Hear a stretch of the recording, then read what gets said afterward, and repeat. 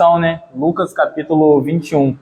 Então, pode abrir aí a Bíblia, Lucas capítulo 21, a gente vai dar continuidade a tudo aquilo que a gente vem estudando.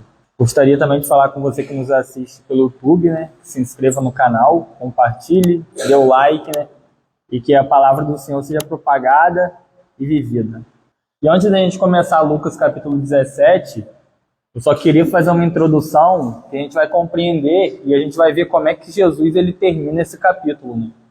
Primeira coisa que a gente já vem aprendendo ao longo de toda a exposição do Evangelho de João que a gente fez, e principalmente do Evangelho de Lucas e das pregações de todo domingo, é que a palavra de Deus ela é um espelho. Por que a palavra de Deus ela é um espelho? Vamos supor que a gente fique de frente para um espelho, e aí eu estou com o cabelo desarrumado e com a roupa desarrumada. O que o espelho vai fazer comigo? Eu ajeite meu cabelo e ajeite minha roupa. Ou se meu tênis estiver desamarrado, que eu amarre meu tênis. A palavra de Deus ela vem certamente nesse intuito, de mostrar a gente as nossas falhas, os nossos pecados, as nossas transgressões, naquilo que a gente está errando, está pecando. Ela mostra para a gente vir se arrepender e consertar aquilo mediante a palavra de Deus. Então, por isso, nesse sentido, que a palavra de Deus é um espelho. E a gente vai também hoje ver muito essa questão de ensino. Eu queria trazer aqui um escrito, né, do século XVI, que Lutero ele escreve assim, no Catecismo escrito em 1519.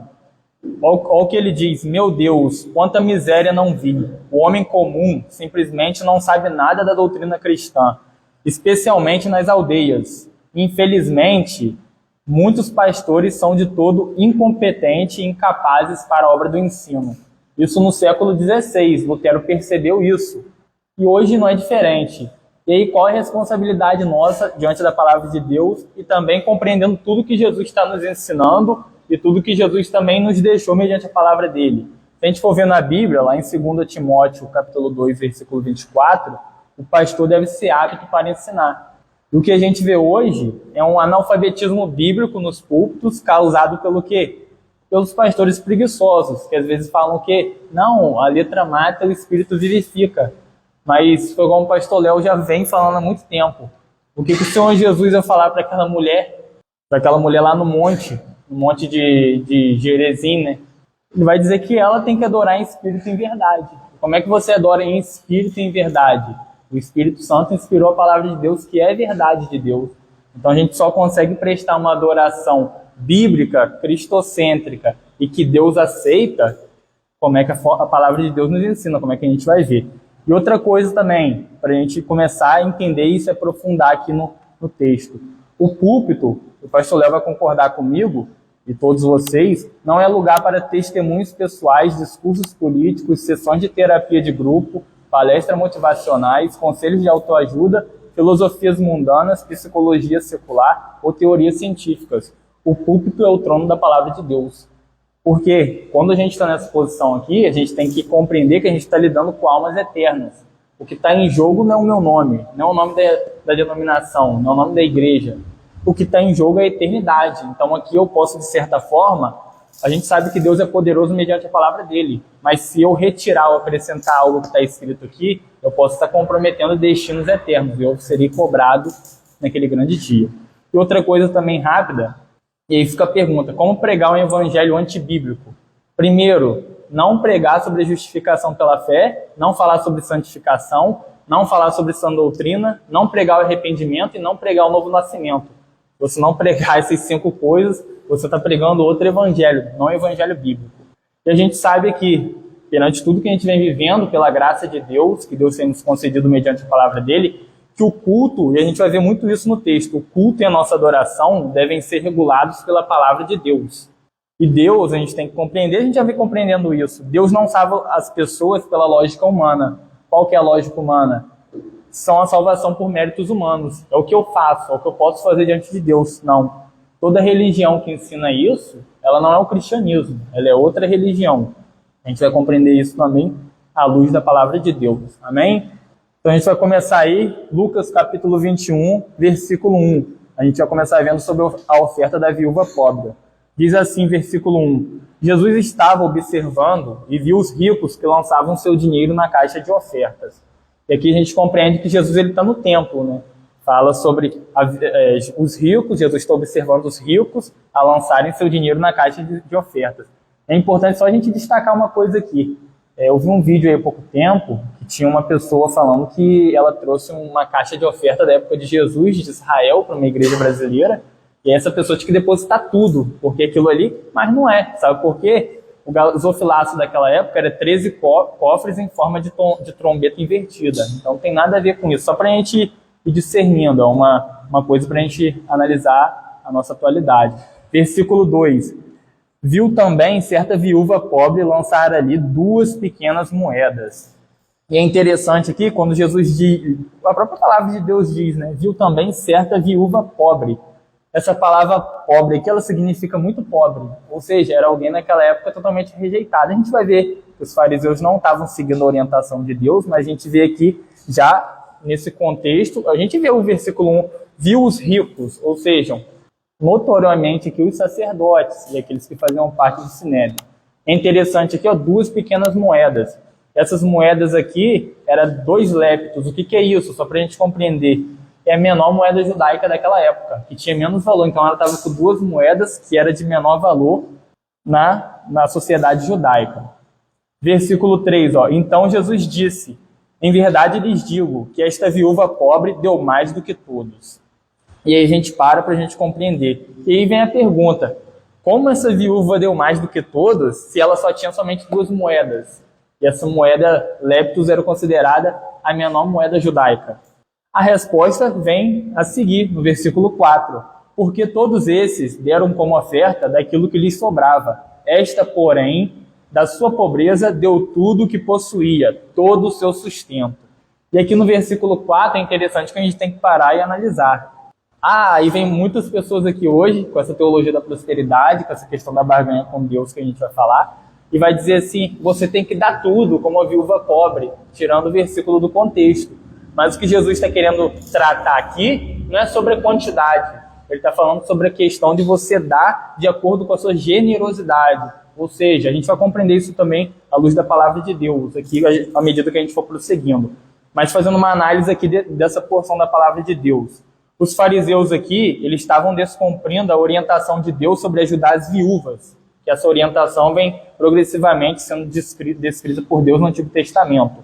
Quer ver? Olha o que Jesus fala em Mateus 23, 14. Ai de vocês, escribas e fariseus, hipócritas, porque vocês devoram as casas das viúvas e para justificar fazem longas orações. Por isso vocês sofrerão um juízo muito mais severo. E os fariseus aqui, eles oravam pelas viúvas na casa e cobravam. Ou seja, eles faziam longas orações na casa da viúva e falavam assim, você tem que me dar de acordo com o que eu estou orando.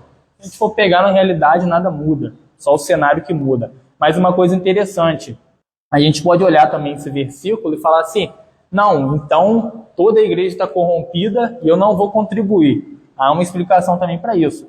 Nós devemos contribuir, ofertar e dizimar em igrejas bíblicas e cristocêntricas, em qual a gente tem total compreensão, que está guiada pela palavra de Deus, está pautada na palavra de Deus, e que ela, com os recursos que ela tem, ela prega o evangelho verdadeiro e cristocêntrico, ela continua o avanço da obra de Deus. E a gente aqui compreende uma coisa interessante. Quem contribui em igrejas falsas está sustentando a obra do diabo. Eu estou contribuindo, mas eu não tenho nada a ver, o pastor que vai prestar conta. Não, você. Você está ajudando a manter a obra do diabo. Então também vem esse discernimento mediante essa porção desse texto. E às vezes a gente pensa assim, o que Deus acha sobre isso no Antigo Testamento? Já que os fariseus estavam descumprindo toda a orientação de certa forma, cuidar da viúva, dos órfãos, coisas que eles não estavam fazendo aqui. Deuteronômio, capítulo 27, 19, vai dizer assim, maldito aquele que perverte o direito do estrangeiro, do órfão e da viúva, e todo o povo dirá amém. Zacarias 7,10 vai dizer assim, não oprimam a viúva nem o órfão, nem o estrangeiro, nem o pobre, e que ninguém faça planos para prejudicar o seu próximo. O que a gente está vendo diante da exposição do Evangelho de Lucas, os fariseus estão sempre tramando contra o próximo. Estão sempre fazendo isso. E outra coisa interessante que a gente vê também nessa porção aqui é a barganha com Deus e a teologia da prosperidade. Muita gente pega essa porção aqui para pregar isso, né? E outra coisa interessante que um pastor famoso ele disse aí, Ele disse assim, nesse texto, falando sobre esse texto: eu plantei oferta na casa de Deus e vou colher bênçãos materiais na minha vida. Isso é grande heresia moderna dentro das igrejas, porque não existe isso. E isso quando você vê uma pessoa pregando teologia da prosperidade, essa barganha com Deus, isso é uma blasfêmia contra o evangelho de Jesus Cristo. Porque o falso evangelho, ele promete bênçãos na terra, enxergam Deus como se fosse um gênio da lâmpada mágica, né? Um Papai Noel, um mordomo e uma máquina de salgados. Ou seja, você pede e Deus tem que te atender. Ele é obrigado, ele é o mordomo, ele é o gênio da lâmpada mágica, ele é o Papai Noel. Esse não é o Deus da Bíblia, esse é o Deus que os homens criaram e a gente vai ver isso. Outra coisa interessante aqui, a prosperidade bíblica que a gente está vendo mediante os evangelhos, as pregações aqui, é ganhar o céu e não a terra. E a maior bênção para o cristão é a salvação por meio da obra de Jesus Cristo na cruz do Calvário. É a maior bênção que a gente pode receber, o maior presente. E mediante isso, John Piper ele vai dizer assim, sobre essa teologia da prosperidade: se o amor de Deus para com seus filhos é medido por nossa saúde, riqueza e conforto nesta vida, Deus odiou o apóstolo Paulo. Porque a teologia da prosperidade ela vai enfatizar isso, que Deus é obrigado a te dar saúde física, riqueza e conforto nesta vida. Coisa, se a gente for olhar para a vida do próprio Cristo e seus apóstolos, eles não tiveram nada disso. E outra coisa também, só para a gente encerrar, é a confissão positiva, que muita gente pega esse texto que fala: eu determino, eu decreto, dai-me aquilo que me é de direito, como se Deus fosse obrigado. Eu refletindo sobre isso ontem, até o irmão Zé falou, vai nesse texto aqui que ele vai abrir somente sobre isso. Jó capítulo 38, versículo 1 ao 5. Aqui Jó está questionando a Deus, né? Ele está de certa forma aqui fazendo isso injustamente. Olha o que Deus responde a ele, mediante esses questionamentos. Jó 38, versículo 1 ao 5. Então, do meio de um redemoinho, o Senhor respondeu a Jó e disse: quem é este que obscurece os meus planos com palavras sem conhecimento? Cinja os lombos como um homem, pois eu lhe farei perguntas e você me responderá. Onde você estava quando eu lancei os fundamentos da terra? Responda, se você tem entendimento. Quem determinou as medidas da terra, se é que você o sabe? Ou quem estendeu sobre ela uma linha de medir? E aqui Deus relembra a Jó aquilo que está lá em Gênesis capítulo 1, que é o quê? A criação do universo. Deus cria o seu universo pela sua palavra. Então, quando um ser humano ele se coloca nessa posição, eu determino, eu decreto: Senhor, dai-me o que é justo. Ele está dizendo, sabe o quê? Quando ele fala assim: Senhor, dai-me o que é justo, me mande para o inferno. Porque a justiça de Deus, mediante os nossos atos, mediante aquilo que a gente faz, é nos dar a condenação eterna. Então, para a gente compreender isso, e vamos para o versículo 5, onde vai dizer sobre a destruição do templo. Verso 5. Alguns falavam a respeito do templo, como estava ordenado de belas pedras e dádivas. Ou seja, o templo aqui, ele era a habitação de Deus sobre a terra, o lugar da presença real de Deus. O templo também aqui, ele era o centro de culto e adoração do antigo povo israelita e posteriormente do povo judaico. E o templo de Jerusalém aqui, ele tem 3 fases, de acordo com a cronologia bíblica que a gente vê, né? É o templo de Salomão, que a gente conhece, o templo pós-exílico e o templo aqui, que é o templo de Herodes, que é o templo de Jerusalém.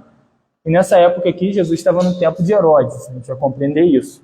Olha o que o versículo 6 vai dizer. Então Jesus disse: vocês estão vendo estas coisas? Virão dias em que não ficará pedra sobre pedra, que não seja derrubada. E é interessante, no versículo 6, capítulo 21, que essa destruição ela vai se cumprir lá em 70 depois de Cristo. Mas aí a gente vai fazer uma reflexão mediante os 2 versos, versículo 5 e 6. Versículo 5 diz: alguns falavam a respeito do templo, como estava ornado de belas pedras e de dádivas.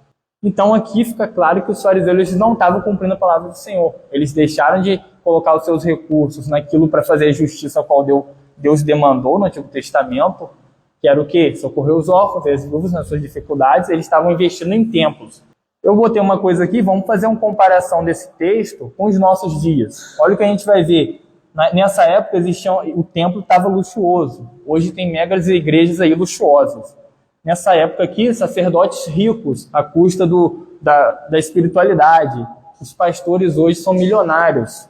Outras coisas, aqui Jesus vai dizer claramente no Evangelho de Mateus que o templo se tornou comércio. Hoje muitas igrejas têm se tornado empresa. A finalidade não é salvação, não é vida eterna, não é reconciliação. A finalidade é entrar dinheiro. E outra coisa aqui que a gente vê, a idolatria do templo aqui, a adoração sem Deus. E hoje a gente olhando para o contexto, a gente vê muitas igrejas nessa situação, infelizmente, uma adoração sem Cristo. Estão adorando mais o movimento, estrutura, ou outras coisas além de Cristo. E a gente compreende o que? Quando Cristo não é o centro da adoração, outras coisas serão. E aí você cria um falso Cristo, ou você cria um Cristo à sua imagem, à sua semelhança. Eu não quero o Cristo das Escrituras, que fala que eu tenho que negar a mim mesmo, tomar minha cruz e segui-lo. Eu quero um Cristo à minha imagem e minha semelhança. E outra coisa que é importante, adoração não é louvor. Essa questão de falar que adoração é louvor, isso não tem amparo bíblico, é uma mentira. Adoração é testemunho de vida. Então, quando você fala, eu estou adorando a Deus, você adora com a sua vida. Do que adianta a gente ir, cantar louvores, mas aí fora a gente não tem testemunho de vida. E a gente vai compreender isso aqui à luz da palavra de Deus.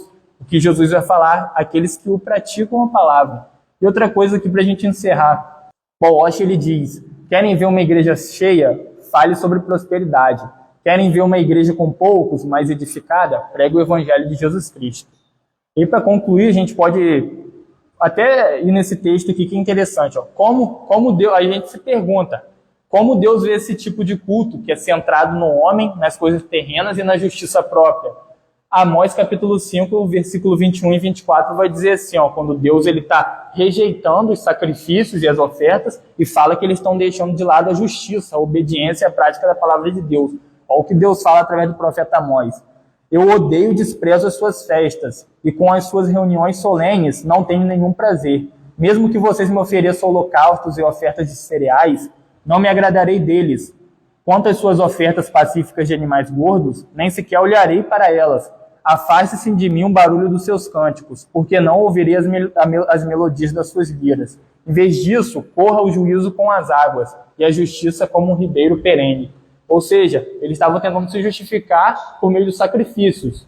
Só que Deus não estava querendo isso. Deus estava querendo que eles observassem e praticassem a palavra do Senhor. Versículo 7 diz assim, ó, a gente vai sair agora, a questão da destruição do templo, vamos voltar lá na frente, vamos falar agora do princípio das dores. Diz assim o versículo 7, ó, perguntaram a Jesus, Mestre, quando será isto? E que sinal haverá quando estas coisas estiverem para acontecer? Quais coisas? A destruição do templo aqui, que Jesus profetizou, que vai acontecer em 70 depois de Cristo, e também para a gente, hoje, a gente tem a compreensão disso, a volta de Cristo, que também está lá em Mateus 24 e Marcos 13. Versículo 8, ao que Jesus vai responder. Jesus respondeu, tenham cuidado para não serem enganados, porque muitos virão em meu nome, dizendo, sou eu, e também chegou a hora, porém não vão atrás deles. E aqui é interessante, John MacArthur ele afirma assim, ó, a fonte da verdade não é Deus me disse, Deus falou comigo, ou eu senti isso, ou senti aquilo. A fonte deve ser o que a Bíblia diz. Jesus já está falando isso. Vocês vão pegar as Escrituras, a palavra de Deus, e vão discernir os tempos. Não é uma pessoa falando, ó, vai acontecer isso naquele lugar, vai acontecer aquilo, não. Todas essas coisas são inúteis, mediante a palavra de Deus. Versículo 9 diz assim, ó, quando vocês ouvirem falar de guerras e revoluções, não fiquem assustados, pois é necessário que primeiro aconteçam estas coisas, mas o fim não será logo. E é interessante aqui, quando diz o fim, é o fim de todas as coisas mesmo, mas refere-se também à destruição de Jerusalém, que a gente está vendo, e a vinda do Senhor Jesus Cristo. Versículo 10, ó. Então Jesus lhes disse, não, nação se levantará contra nação, e reino contra reino. E aqui é interessante que a gente já tem um exemplo aqui do que vai acontecer de nação contra nação e de reino contra reino. A destruição aqui de Jerusalém, tanto do templo quanto da cidade, pelas forças romanas, que vai acontecer. E outra coisa aqui que a gente vê também na atualidade acontecendo, que evidencia a destruição do templo de Jerusalém, descrita por Jesus. E sobre a segunda vinda, a gente vê hoje, por exemplo, a guerra aí há pouco tempo entre Rússia e Ucrânia e a guerra mais recente entre Israel e o grupo Hamas, entre outras guerras, mas essas são mais evidentes. Versículo 11 diz assim, ó, haverá grandes terremotos, epidemias e fome em vários lugares, coisas espantosas e também grandes sinais vindos do céu. Quando diz terremotos, epidemias e fome no versículo 11, diz que tudo isso vai acontecer não em um período específico, mas em toda a história da humanidade você tem terremoto, epidemia e fome. Então, isso são sinais que é certo da segunda volta de Cristo, que tudo que ele reafirmou e continua reafirmando mediante a palavra de Deus vai acontecer.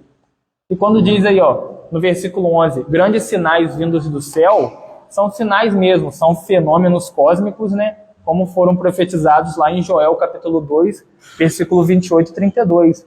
E são cumpridos também lá em Apocalipse, capítulo 6, verso 13 e 14. Versículo 12 do capítulo 21 do Evangelho de Lucas diz assim, antes, porém, de todas estas coisas, vocês serão presos e perseguidos. Vocês serão entregues às sinagogas e lançados nas prisões. Serão levados a presenças de reis e governadores, por causa do meu nome. É que interessante, quando diz vocês serão presos e perseguidos, aqui a gente já pode citar um exemplo que aconteceu posteriormente a isso. O próprio Cristo, mas também os apóstolos e aqueles que, de certa forma, seguiram a mensagem do Evangelho através da vida dos apóstolos. Eles sofreram perseguições e foram presos. E quando diz, que serão perseguidos por sinagogas e reis e governantes, está querendo dizer aqui a perseguição por parte dos judeus, que representam as sinagogas, e por parte de reis e governantes são os gentios, que são os romanos, são aqueles que não são judeus. E uma coisa interessante, quando diz por causa do meu nome, é porque toda pessoa que segue o Evangelho, que é considerada Marte, ela escolhe a morte no lugar da vida. Porque elas escolheram a verdade ao invés da mentira. Elas escolhem a verdade, que é a palavra de Deus. E a gente vai ver isso no verso 13, um exemplo de quem seguiu essa verdade. Versículo 13. Isto acontecerá para que vocês deem testemunho. Ou seja, mediante as perseguições, tudo aquilo que vai acontecer, isso vai ser, de certa forma, o Senhor vai nos guiar, nos fortalecer mediante a palavra dele, para a gente dar testemunho. Ou seja, a perseguição representa a oportunidade de dar testemunho de Cristo e da sua palavra. E aí a gente pode se perguntar assim, como? Como que a gente vai testemunhar isso? Eu tenho um exemplo aqui, que o pastor Léo já pregou sobre isso. Policarpo de Esmirna, bispo e mártir da igreja primitiva, ele ouviu a seguinte frase quando ele assumiu que Cristo era seu Salvador e Senhor. Negue a Cristo, ou acenderemos o fogo para você morrer queimado. Olha o que ele respondeu. Durante 86 anos, servi a Cristo e ele não me fez mal algum. Como poderia eu blasfemar contra o meu Rei Salvador? Acendam as chamas. E aí fica a pergunta para a gente. Até onde você iria por Cristo? E sabe quando que a gente vai ter essa convicção aqui, essa firmeza? Quando a gente confiar na palavra de Deus. Falar, Senhor, eu sou uma pessoa que, diante as provações, perseguições, eu vou fraquejar, eu posso rejeitar o Senhor. Mas se eu estiver firmado na sua palavra, praticando a sua palavra, não sendo apenas ouvinte, mas praticando a tua palavra, o Senhor vai me dar forças mediante o teu Espírito que inspirou essa palavra, o Senhor vai me mover, vai me dar capacitação, vai me dar forças para me praticar isso daqui. E, de certa forma, testemunhar o Evangelho e a palavra do Senhor, que é viva e eficaz. Versículo, a gente vai ler o 14 e o 15. Olha o que diz o versículo 14. Tomem, pois, a decisão de não se preocupar com o que irão responder. Versículo 15. Porque eu lhes darei palavras e sabedoria a que não poderão resistir nem contradizer todos os que se opuserem a vocês. Ou seja, quando diz aqui, o próprio Deus vai nos dar essas palavras e sabedorias, a gente pode falar qual que são essas palavras, são palavras retóricas, é a palavra de Deus. E a gente vai poder, quando a gente tiver essa confiança alicerçada na palavra de Deus e essa convicção, a gente vai poder declarar aquilo que está lá no Salmo 62, verso 1 e 2, que diz assim, somente em Deus a minha alma espera silenciosa, dele vem a minha salvação, só ele é a minha rocha, a minha salvação e o meu refúgio. Quando a gente tiver essa confiança na palavra de Deus, crendo que ela é inspirada, que ela é viva, que ela é eficaz, que ela não é somente um livro, ela é o Deus vivo falando conosco. Ela é o próprio Deus falando conosco. Quando a gente confiar nisso e começar a praticar, a gente vai começar a confiar plenamente e seguramente na palavra de Deus. Versículo 16 diz assim, e vocês serão entregues até por seus próprios pais, irmãos, parentes e amigos, e eles matarão alguns de vocês. E aqui, está relatado que, muitas das vezes, muitos mártires, eles vão de certa forma morrer, cruelmente, como a gente vê na história da igreja e até os dias de hoje. Outros, eles vão ter livramentos. Mas lembra que a gente falou de ter a convicção no Evangelho de Cristo e a certeza da salvação, que Deus é soberano? mesmo você sendo martirizado ou perseguido, essas pessoas que têm a mente centrada no Evangelho e a sua alma centrada, esperando expectativamente e com total segurança a salvação mediante a obra de Jesus Cristo, elas têm certeza que Deus está conduzindo a história e esses propósitos eternos servem para alguma coisa. Testemunhar. A gente viu aqui, versículo 13, que a perseguição e as tribulações serviram de testemunho. Então a vida dessas pessoas que foram martirizadas, elas servem para a gente olhar lá atrás e falar, essa pessoa ela foi fiel à palavra de Deus. Ela não negou os princípios, ela não negou os valores, mas quais os valores? Valores, às vezes, que eu pego um versículo e distorço para falar sobre política, para falar sobre teologia coach, para falar sobre as coisas desse mundo, não, para falar sobre o reino dos céus, sobre a obra gloriosa de Jesus Cristo em nosso favor, sobre a reconciliação que só Ele mesmo fez, vindo, sendo 100% Deus, 100% homem, morreu naquela cruz, mas ressuscitou ao terceiro dia e hoje vivo está, reinando para todo sempre. Essa é a mensagem do Evangelho, essa é a certeza gloriosa mediante a palavra de Deus. E o versículo 17 continua, todos odiarão vocês por causa do meu nome. E a gente vê aqui que o verdadeiro sentido da vida do cristão é que todas as coisas apontam para Jesus, nada aponta para ele, tudo aponta para Jesus. E esse é o sentido também da verdadeira igreja, da igreja bíblica e cristocêntrica. Tudo vai apontar para Jesus. Versículo 18 diz assim, ó, mas não se perderá um só fio de cabelo da cabeça de vocês. Por quê? Embora alguns sejam levados à morte, como nos destaca o versículo 16, nem mesmo a própria morte pode separar os cristãos do amor de Deus que está em Cristo Jesus. Nem mesmo a morte. A gente compreende isso lá em Romanos capítulo 8, versículo 35 e 39. Verso 19, ó. É pela perseverança que vocês ganharão a sua alma. Porque a perseverança é permanecer confiando nas palavras de Cristo, apesar da dificuldade, apesar das tribulações, apesar da adversidade. A gente vai compreender isso. Agora a gente vai entrar do versículo 20 ao 24, num texto que vai se referir, ele não vai falar muito sobre a segunda volta de Cristo, ele vai estar mais referenciando sobre a destruição da cidade em 70 depois de Cristo. Ó, versículo 20. Ó. Quando, porém, vocês virem Jerusalém sitiada de exércitos, saibam que está próxima a sua devastação. Verso 21. Então, o que estiverem na Judéia, fujam para os montes. Os que se encontrarem dentro da cidade, saiam dela. O que estiverem nos campos, não entrem na cidade. Ou seja, quem estiver na cidade, fuja para os montes. E aqueles que se encontrarem nos montes, não vá para aquela cidade, que ela vai ser totalmente destruída, como a gente já viu. Versículo 22. Porque esses dias são de vingança, para se cumprir tudo que está escrito. Lembra que Jesus aqui profetizou sobre o templo em Jerusalém, no verso 5 e 6? E essa vingança aqui se refere à vingança e ao juízo de Deus, não de Roma. Deus que vai permitir, como a gente vê no Antigo Testamento várias vezes, Deus levando os outros impérios para destruir ou trazer destruição a Israel para que eles venham se arrepender dos seus caminhos. Aqui é a mesma forma. Não foi Roma que destruiu Jerusalém e esse império. Vai ser o próprio Deus que vai fazer isso em forma de juízo e vingança. Até porque a gente viu no começo como é que estavam os fariseus, o que eles estavam fazendo do templo de Jerusalém e com, de certa forma, a fé aqui dos judeus. Versículo 23, ó. Ai das que estiverem grávidas e das que amamentarem naqueles dias, porque haverá grande aflição na terra e ira contra este povo. Ou seja, nesse cenário aqui da destruição em 70 depois de Cristo, vai trazer um extremo sofrimento para o povo de Jerusalém. Versículo 24 diz assim, ó, cairão a fio de espada e serão levados cativos para todas as nações, e até que os tempos dos gentios se completem. Jerusalém será pisada por eles. Quando diz aqui os tempos dos gentios, né, quer dizer o tempo que o evangelho vai ser pregado aos gentios, como diz lá em Romanos capítulo 11, verso 11. E quando diz aqui, ó, se completem, é o propósito divino de Deus, que vai ser consumado. A gente sabe disso.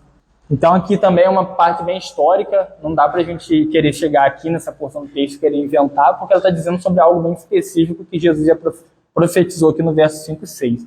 Versículo 25, onde a gente vai ver aqui Jesus falando sobre a sua vinda. Ó.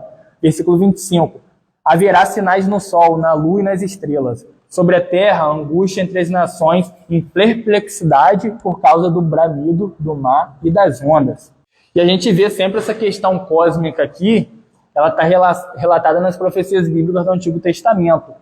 E essas questões cósmicas, de que a gente vê aqui, haverá sinais no sol, na lua e nas estrelas, ela está ligada às mudanças nas épocas pactuais, que é o quê? Onde vai, de certa forma aqui, Jesus já está direcionando para o tempo da sua vinda.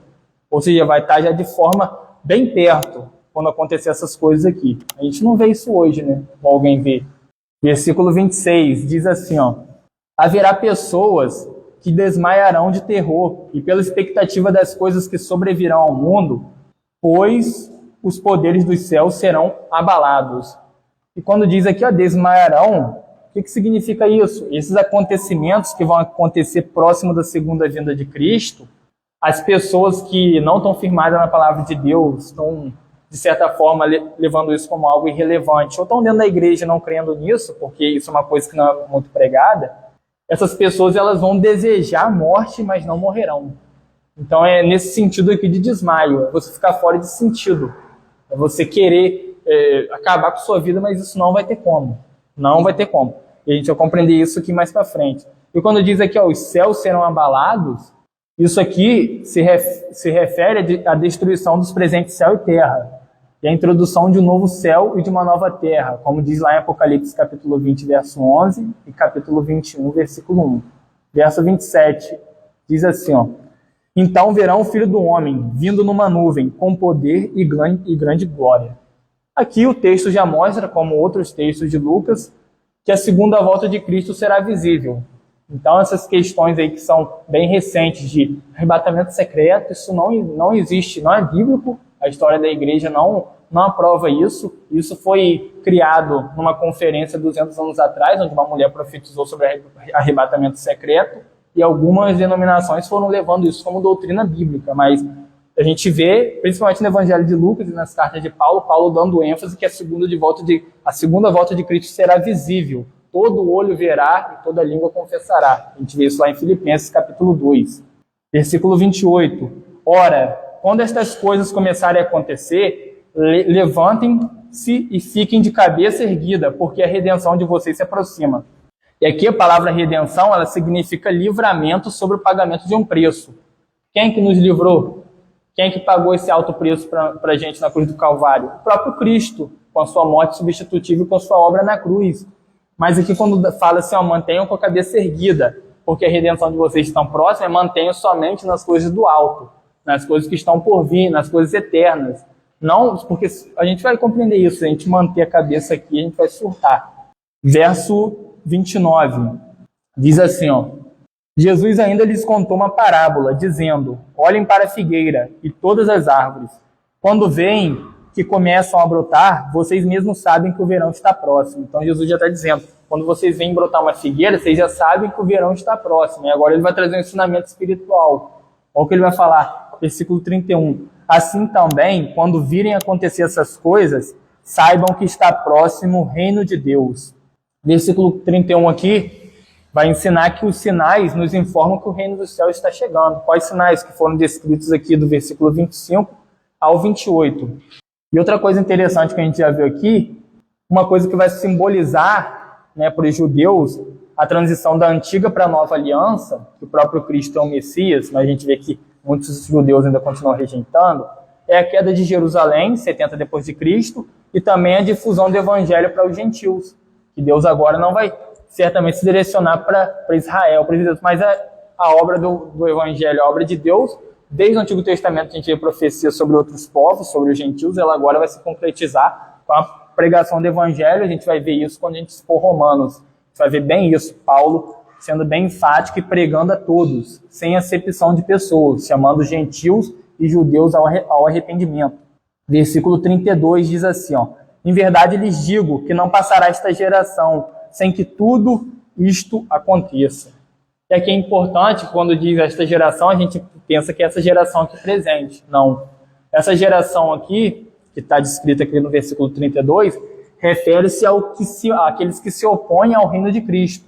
Ou seja, eles estão se opondo de forma humana ao reino dos céus. Isso vai continuar até a consumação do reino de Cristo, até a sua segunda vinda. Versículo 33, para a gente fechar a parábola da figueira. Verso 33, passará o céu e a terra, porém as minhas palavras não passarão. E aí o que a gente aprende aqui? Não é pulando, dançando ou gritando que você vai conhecer Cristo, mas quando você pegar a sua Bíblia e começar a ler. Porque aqui é nítido, ó. Passará o céu e a terra, como diz lá, que se abalarão. Porém, as minhas palavras, lembra que a gente falou de confiar nas palavras de Cristo? Então, é conhecendo as palavras dele. Versículo 34, para a gente começar a encerrar. Diz assim, ó, verso 34.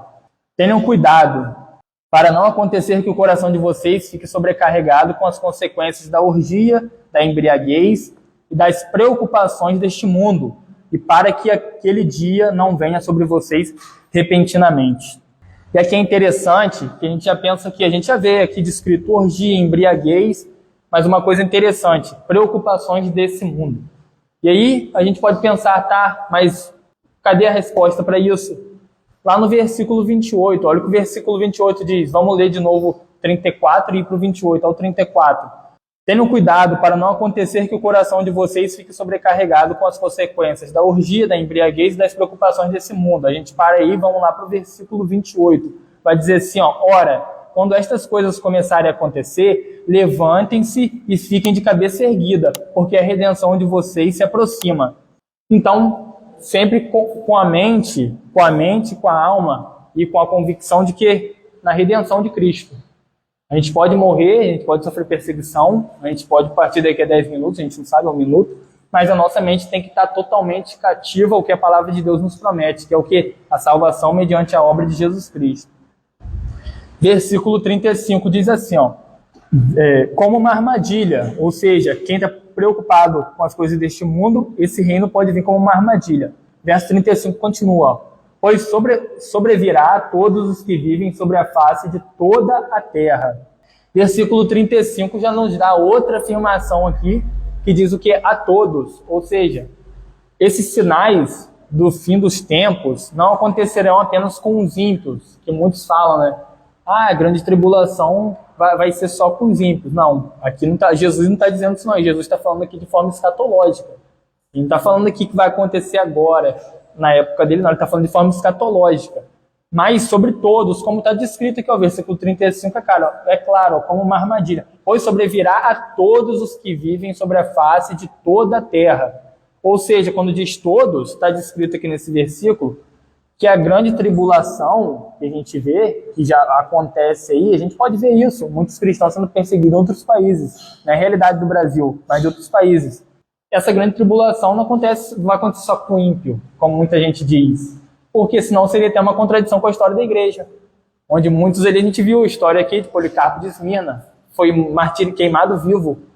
E aí a gente vai, e o Senhor Jesus Cristo, na hora da questão, a gente vai se aprofundar nisso, da grande tribulação vai tirar a gente. Não é isso que está descrito, não. A gente vai compreender isso nas 7 igrejas que a gente expôs, a gente vai se aprofundar nisso. Só para a gente começar a estimular a gente a pensar sobre essas questões. Versículo 36 diz assim, ó, uma coisa bastante interessante. Ó. Portanto, vigiem o tempo todo. Aí pode grifar essa palavra aí, ó. Orando para que vocês possam escapar de todas essas coisas que têm de acontecer e para que possam estar em pé na presença do Filho do Homem. Versículo 36 é interessante, que Jesus ele não diz aqui, ó, esteja fazendo tal coisa, tal movimento, faça evento, faça de tudo para mim ser popular. Não está dizendo nada disso, até porque se a gente for ver o ministério dele, começou com 12, ele terminou sozinho. Isso, de certa forma, tem que nos ensinar alguma coisa. Tem que nos ensinar na multiplicação de peixes. Todo mundo na primeira estava, que Jesus estava dando coisas materiais. Quando ele vem com o discurso espiritual sobre o reino de Deus, enfatizando a eternidade, a sua obra vindoura, a maioria abandonou. Porque, galera, só quer, ditado popular, só quer pão e circo. Prega a teologia da prosperidade, da barganha com Deus. Deus vai te dar isso. Deus tem uma obra maravilhosa aqui para você. Deus vai ter um plano na sua vida. E aí a gente hoje vai sair daqui, sabe qual convicção? Quando alguém vier pregando esse evangelho que não é bíblico, Deus tem um plano na sua vida. Você vai falar assim, eu sei. E está escrito de Gênesis e Apocalipse. Descrito que as boas novas, o evangelho, que o que Cristo ele foi na cruz, não é para me dar um carro. Não é para eu ter uma casa melhor. Não é para me dar dinheiro. Não é para me deixar popular. Tudo isso é fútil perto do que ele conquistou na cruz do Calvário, que ele me redimiu com Deus. Ele me comprou pelo sangue dele, pela obra dele. Ele me reconciliou com o próprio Deus. Ele me tirou desse estado de rebelião contra Deus, de condenação eterna. E tem algo mais maravilhoso do que isso? Quando você chegar vamos supor que você está diante de Deus. E aí você pediu um carro, pediu uma casa, pediu isso, pediu aquilo e fez tudo aquilo para Deus te conceder. Deus te concedeu tudo isso. Você chega naquele grande dia lá diante dele. Você sabe que eu fiz isso, fiz aquilo. Aí Deus fala assim, o que você me pediu eu já te dei na terra. Você não se preocupou não estava nem aí com a obra do meu filho, com as coisas celestiais, com a obra vindoura, mas você estava totalmente com as expectativas, preocupações deste mundo, como está escrito no versículo 34. E aí a obra da eternidade, o que para muitos, aqueles que a gente vai ver lá em 2 Coríntios também, que de certa forma Deus permitiu que o diabo enganasse, porque só querem essas coisas, só querem prosperidade terrena, bênção financeira. O que o diabo faz com essas pessoas? Engana. E elas não querem o evangelho bíblico. E aí qual que é a gente vai compreender também a nossa missão aqui. Mas quando diz assim, vigia o tempo todo, orando, essa vigilância aqui, a gente vai ter por onde? Discernindo os tempos à luz da palavra de Deus. Não há outro jeito de ficar vigilante. E outra coisa que para mim é primordial, duas coisas. Oração e palavra. Quando diz assim, vigia o tempo todo orando, é dependência de Deus. A gente vai compreender isso no versículo 37. Jesus ensinava todos os dias no templo, mas à noite saía e ficava no monte chamado das Oliveiras. A gente vê aqui, claro, o versículo 37 é grandioso, que vai resumir o ministério de Jesus. Que, se a gente for ver aí, a maioria dos evangelhos que estão sendo pregados, das mensagens que dizem ser bíblicas, não vão falar sobre isso. Aqui resume o ministério de Jesus. Os últimos dias aqui de Jesus foi ensinando, estudando a palavra, ensinando e orando. E orando. E você olha para a vida nem de muitos cristãos, mas daqueles que estão na condição de pregar isso, de ensinar isso, você não vê testemunho nenhum sobre isso. Se for perguntar alguma coisa básica sobre a palavra de Deus, não sabe. Vida de oração não está nem aí. É uma pessoa que se você botar do lado de uma pessoa ímpia, não tem diferença nenhuma. Então a gente compreende o que aqui, Jesus ensinava, ou seja, Jesus conhecia as Escrituras e nos chama a isso, nos chama a essa responsabilidade. E outra coisa, quando diz que Jesus ia no Monte aqui das Oliveiras, Jesus orava e nos chama a isso, a responsabilidade de orar. Só por mim? Não, por todos, pela Igreja de Cristo. E quem é a Igreja de Cristo? São todas as pessoas salvas no mundo, redimidas ou que vão ser salvos pela pregação do Evangelho. Não é uma pessoa que entra numa denominação que está dentro, não é isso. É você ser salvo pela obra de Cristo, pela pessoa de Cristo, não você ser membro de uma denominação ou adquirir o Evangelho porque ele é popular, esse Evangelho moderno aí que não é bíblico. É você ser salvo pela pessoa e pela obra de Cristo, é você compreender de onde que você foi tirado e para onde que você foi colocado. Tirado de um reino de trevas e transportado pela obra de Cristo, pelo sangue de Cristo, para a maravilhosa luz que é o seu reino eterno. E a gente aprende aqui com esse versículo, um cristão que não tem uma vida de oração e não busca conhecer a Deus pela sua palavra, não está sendo vigilante. E será tomado, porque diz no versículo 34, pelas preocupações deste mundo. Um cristão que não ora e não estuda a palavra vai ser tomado por isso. Verso 38, para a gente finalizar, diz assim, e todo o povo madrugava para ir ao encontro dele no templo, a fim de ouvi-lo. É necessário aqui a gente parar e pensar quem somos e qual é o nosso papel na história que Deus está escrevendo. Quando a gente olha para o Antigo Testamento e a gente olha para o Novo Testamento, a gente entende que a igreja é o povo de Deus, correto? A igreja é o povo de Deus. E a igreja, enquanto povo de Deus, ela tem dois propósitos. Quais que são esses propósitos? Glorificar a Deus e anunciar o reino de Deus. E a gente conclui aqui. Eu queria concluir indo lá no Evangelho de Mateus, capítulo 7. Só para a gente concluir. Mateus capítulo 7. A gente vai começar Mateus capítulo 7, versículo 21. Amém? Todo mundo abriu? A gente vai ler do 21 até o 23. Diz assim, o 21. Mateus capítulo 7, versículo 21. Nem todo que me diz, Senhor, Senhor, entrará no reino dos céus, mas aquele que faz a vontade de meu Pai, que está nos céus. Muitos naquele dia, que Jesus predisse da sua segunda volta, vão me dizer, Senhor, Senhor, nós não profetizamos em seu nome, e em seu nome não expulsamos demônios, e em seu nome não fizemos muitos milagres? Então lhes direi claramente, eu nunca conheci vocês. Afaste-se de mim, vocês que praticam o mal.